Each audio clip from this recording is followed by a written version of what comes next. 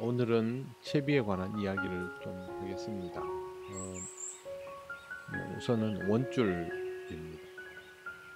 원줄을 사람들마다 각기 선호하는 호수들이 있는 것 같더라고요. 그런데 사실 원줄을 선택하는데도 나름대로 기준이 있습니다. 절대적이라고 할 수는 없지만 상황에 따라서 달라지겠죠. 하지만 출발은 기준에서부터 하는 것이 좋습니다. 각각의 기법에도 기준이 있는데 이런 것들은 머릿속에 숙지하고 있는 게 좋겠죠. 몇 호를 쓰는 게 좋을까? 제일 먼저 활성기부터 말씀을 드리면 한여름 고활성기, 또 가을에 초반에 먹성 좋을 때는 보통 원칙에서는 1호, 미터와 솟구치리에서는 0.8호 정도를 씁니다. 이게 일반적인데 예전에는 이렇게 사용했습니다. 근데 요즘은 대형어들이 있는 곳에서는 미터 낚시에서도 1호를 사용하는 경우가 많아졌습니다.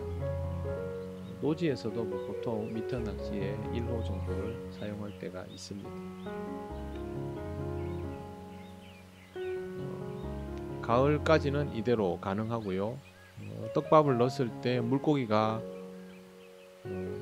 사람이 만들어 놓은 타나에까지 쫓아올 정도라면 이 목줄 그대로 가도 큰 무리는 없습니다. 하지만 이러다가 먹이를 줘도 쫓아오지 못하고 자기 타나에 머물러 있으면서 받아먹는 형태가 되면 호수를 낮춰야 될 활성이라고 보면 됩니다. 그러면 1호를 사용하던 채비에서 0.8로 낮추고 미터와 솟구찌리는 0.7 정도로 낮추면 됩니다. 그 다음에 겨울 초입에 들어가면 채비를 한 단계 더 낮춥니다. 이때는 0.7 혹은 0.6호까지 낮춥니다. 관리터에서는 아주 엄한기에 들어가면 0.5 원줄까지 사용을 합니다만 노지에서 겨울 낚시를 할 때는 혹시 모를 장애물 정도를 생각해서 0.7 정도 하는 게 좋지 않을까 생각해요. 그리고 장애물이 없는 곳이라면 한겨울에 솟구찌리는 0.6 정도이면 웬만한 건드림들을 파악하는데 무리가 없을 겁니다. 겨울이 돼서 원줄을 가늘게 쓰는 이유는 입질의 예민함도 있겠지만 건드림 자체를 이제 잘 보기 위해서 다른 채비들하고 밸런스를 맞추려고 그렇게 하는 겁니다. 찌의 부력이 낮아지면 줄이 두꺼우면 그만큼 찌가 줄에 휘둘리겠죠. 그래서 줄의 굵기도 함께 가늘어져야 되고 바늘도 줄어드니까요. 목줄도 가늘어지고 그러니까 전체적으로 채비가 섬세해지게 되는 거죠. 입질 때문만은 아닙니다. 입질도 중요하지만 한겨울 미터 낚시 찌 부력은 편납 1cm가 되지를 않습니다. 그런 상태에서 줄이 두꺼우면 밸런스가 깨지겠죠. 그래서 가는 줄이 필요합니다. 산란철이 되면 원줄을 두껍게 쓰는 일이 많습니다. 1.5호, 2호 정도까지, 저는 그 정도까지 써봤는데 2.5호를 쓰는 분들도 있고요. 이럴 때도 항상 목줄은 원줄의 절반 정도를 기준으로 합니다.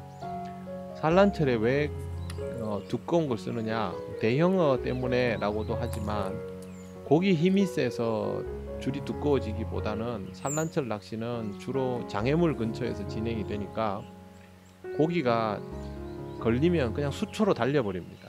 이걸 강제적으로 버텨줘야 되는 상황이고 그렇게 버티다 보면 줄에 무리가 많이 가겠죠. 그러니까 평소보다 호수가 올라갑니다. 수초를 감아버리면 미늘 없는 바늘에서 쉽게 빠져나갑니다.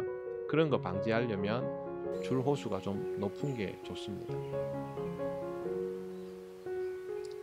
굳이 산란철이 아니더라도 수초가 근처에 있으면 원줄 호수를 평소보다 30%, 50% 정도 더 올리는 것도 방법입니다.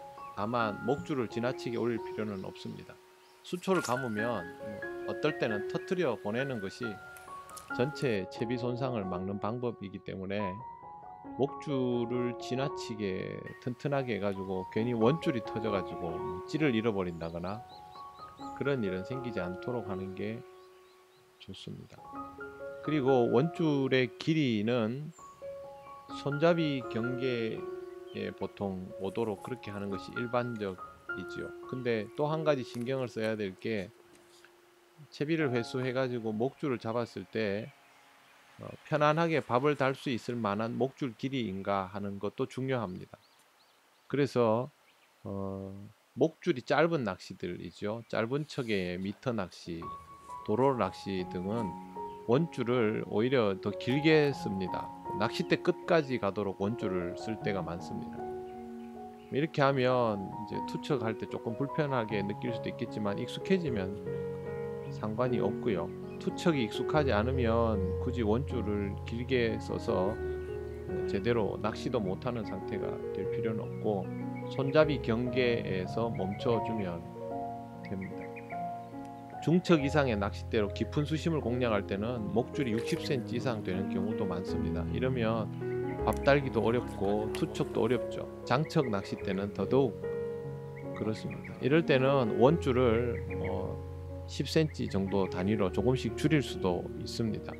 될 수 있으면 탄화를 지키는 게 좋기는 하지만 줄이 다 길어지면 나중에 이렇게 몸을 뒤로 해가지고 밥을 달아야 되니까 그럴 때는 조금 줄일 수도 있습니다. 낚싯대를 뭐 20척 이상 사용하다 보면 투척이 익숙하지 않은 경우가 많겠죠. 초칭 20척, 속구줄이 타나 맞춘 20척은 상관없지만 20척으로 옥기추하고 이럴 때는 투척이 어렵습니다.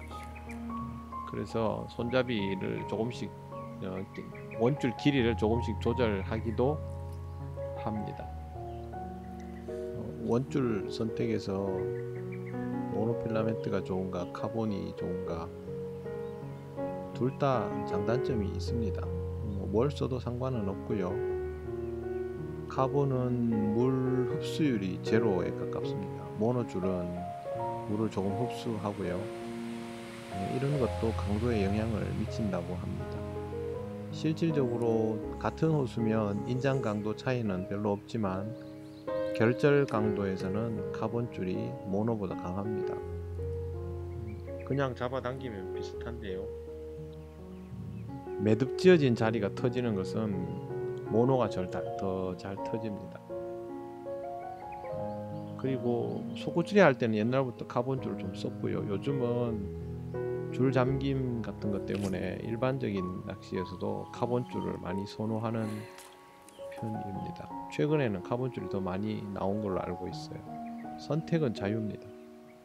필요 이상으로 두꺼운 줄을 사용하기보다는 될 수 있으면 좀 가는 줄로 낚아내는 연습을 하는 게 좋습니다. 원줄 잘 터지는 분들 있지요. 줄 손상이 돼 있나 체크 안 한 경우 적당한 시기에 교체해 줘야 되는데, 그 다음에 뭐 열상으로 줄이 변형된 경우를 모르고 있다가 이런 경우들 기본적으로 있고요. 챔질이 지나치게 강해도 원줄이 터집니다. 깊은 수심에서는 뭐 그나마 그런 일이 좀 덜한데, 얕은 수심층 낚시를 하면 고기가 걸면 바로 달리거든요. 그러면 고기도 달리고 사람도 챔질이 강하면 순간적으로 원줄에 아주 저항이 심하게 걸리면서 순간 충격에 약한 부분들이 터져나가는 경우들이 발생합니다. 그러면 채비를 잃죠. 그래서 그런 거 조심해야 되고요. 챔질 강하면 안 됩니다. 이 낚시는 고기가 입질하고 고개를 돌려서 달려나가기 시작했다는 걸 알면 그냥 버텨주면 되지, 거기서 챔질하면 줄 터집니다. 그리고 매듭이 생기지 않도록 주의하는 것도 필요합니다. 원줄은 수축하는 원줄도 있습니다. 변형되는 원줄이 있으니까 그거를 감안해서 원줄 길이를 조절을 하는 게 좋습니다. 줄마다 특성이 다르기 때문에 그렇고요. 원줄 색깔은 사람 눈에 잘 보이는 게 좋습니다. 물 색깔이랑 막 겹쳐져서 알아보기 어렵고 이러면 낚시할 때 좀 불편한 게 많거든요. 그래서 실제로 원줄 색깔이 형광색 같은 게 많이 있죠. 밝은색 이런 것들이 아무래도 낚시하기 좋고 제대로 된 호수를 사용하도록 하는 게 좋습니다. 뭐 특정 브랜드를 말씀드리긴 그렇고요. 그래도 가격대가 뭐 2만원 내외, 10,000원에서 20,000원 정도인 것들 중에 괜찮은 것들이 좀 있기는 합니다. 네. 뭐 그거는 뭐 사용해 보면서 맞는 거 쓰시면 될 겁니다. 원줄 필요 이상으로 두껍게 쓰지 마세요. 그럴수록 낚싯대에도 무리가 갈 수 있습니다. 모두 다 채비는 전체적으로 그 밸런스가 맞아야 됩니다. 그래서 이 낚시는 토탈 밸런스가 아주 중요하니까 그런 부분들은 신경을 쓰시면 낚시에 많이 도움이 될 겁니다.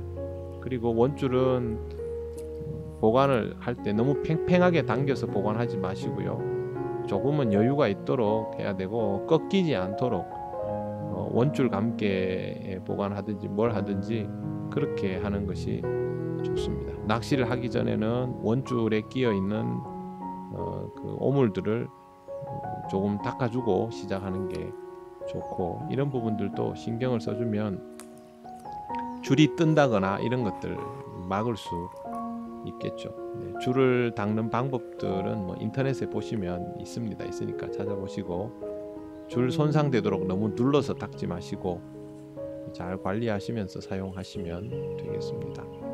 네, 다음 시간에는 목줄 길이를 정하는 방식에 대해서 한 번 더 설명을 드리겠습니다. 네, 오늘은 여기까지 하겠습니다.